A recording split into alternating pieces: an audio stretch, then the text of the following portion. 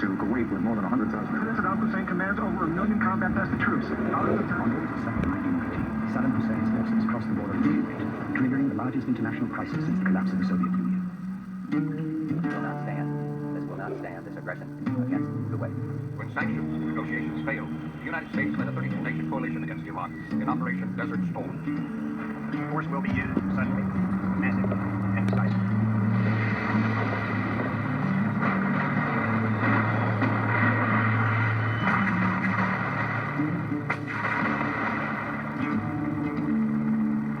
After 6 weeks, Iraq's occupation forces collapsed. In a final act of vengeance, Saddam ordered the detonation of almost 700 oil wells.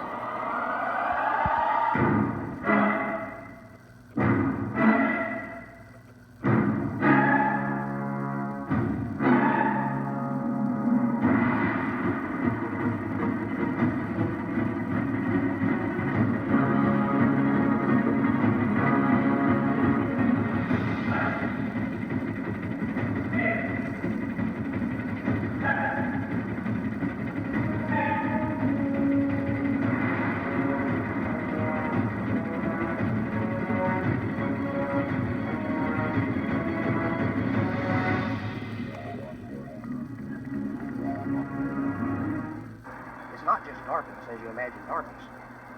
And there were lots of days for a long, long time that were absolutely black.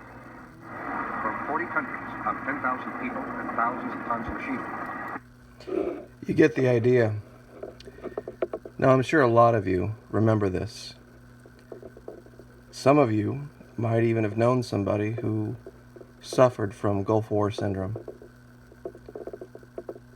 A dictator who, rather than surrender to imperialist forces, decided to set off one of the worst natural disasters the world has ever seen. I guess natural disasters is a bad word. It's not natural.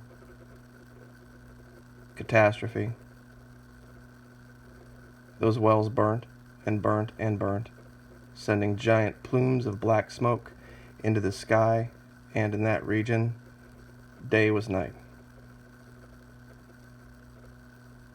Now, I want you to think about that in the context of this story. On the 20th of May, in about a week, there's going to be elections in Venezuela. And the current leader of Venezuela has stated unequivocally that rather than allow his country's assets to be handed over to imperialist forces, he would start a war. Take up arms and lead a revolution if a government comes into power that wants to hand the country's riches to imperialist forces. Now, the reason we're here is because of some breaking news. And it's very, very important. This just came across the wires. ConocoPhillips has been allowed by a court in Curacao to seize Venezuelans, the PDVSA in Venezuela, their assets in Curacao, $636 million worth. They were waiting on this ruling on the arbitration.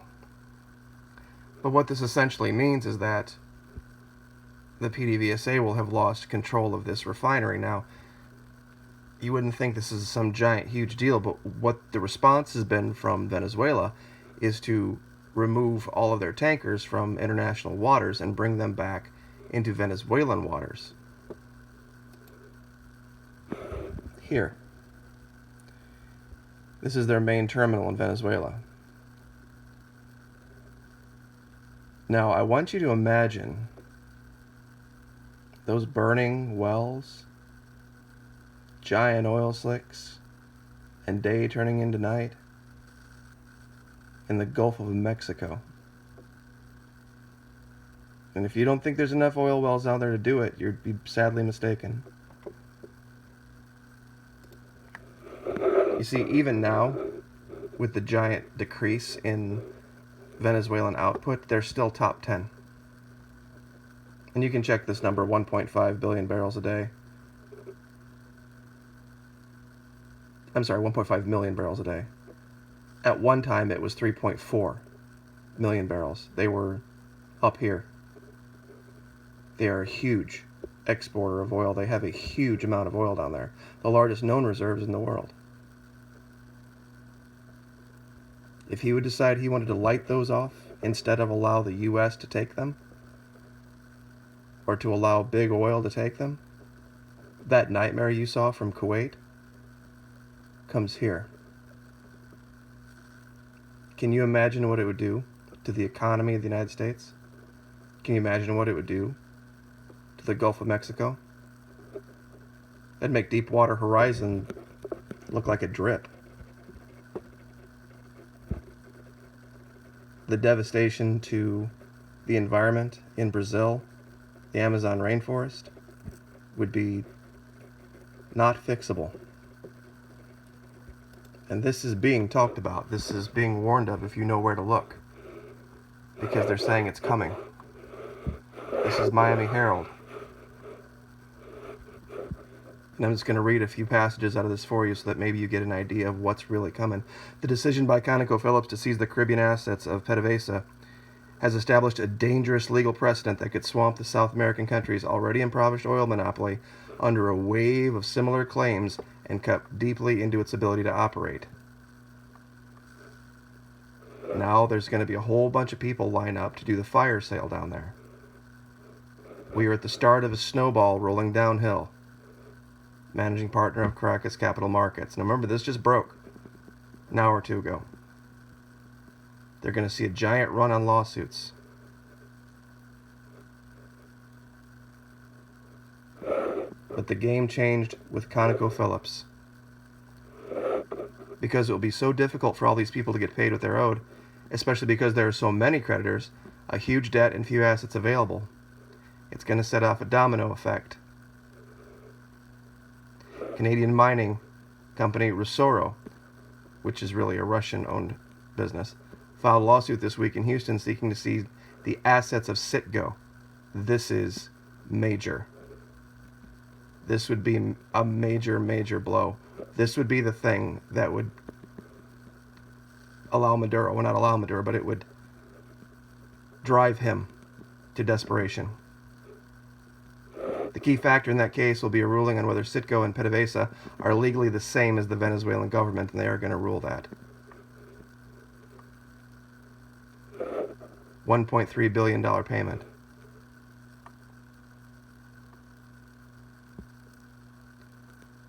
This is where things I don't think people understand are going to come to a head.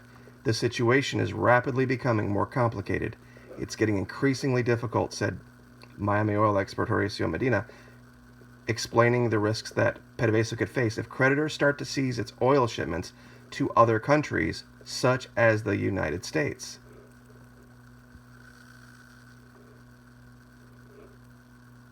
You see, here's the thing. They have to mix their oil because it's a real heavy crude, and without having that terminal now, they're not allowed to do, they don't have the ability to do it. And that says that right here. But the biggest blow would come if creditors are allowed to seize Citgo. An eventual loss of Citgo would be devastating for the country's oil future, even after Maduro's departure. Because there's going to be companies that are going to come and try to get a hold of this. People are going to get their money. And this guy is arming his people, and I'm sure those wells have military around them ready to do what Hussein did.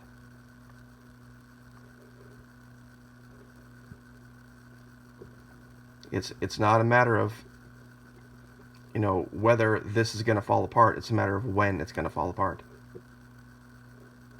And I'll leave the video with this, and maybe this will show you something. These are the top exporters of oil. Now we know that number 9, Venezuela down here, has the ability, there is the natural resources there, if they can get the wells up and working, to jump up to here, to 3.4 billion, and that's where it was at one time. 3.4 million, sorry, barrels a day. But here's the part that I think people don't put together. Here are the biggest importers of oil. If the number 9 would go down and stop exporting oil for whatever reason, war or some conflict, which is looking like what it's going to come, the biggest sufferers will be the EU, China, and the United States. Now, who has been working with the Venezuelans that we know of? China for sure, the Indians for sure. Who do you think is going to get those assets? Not the US. Because the Chinese are already down there, and they're going to get first in line to get those assets. They've already got people there. This is why I've been trying to do these videos with the maps to show you about the influence of Russia and China down there. It's not necessarily about who would win in a shooting war. It's about what happens on the other side of it. And what would happen if you would see this here? What would happen to shipping through the canal?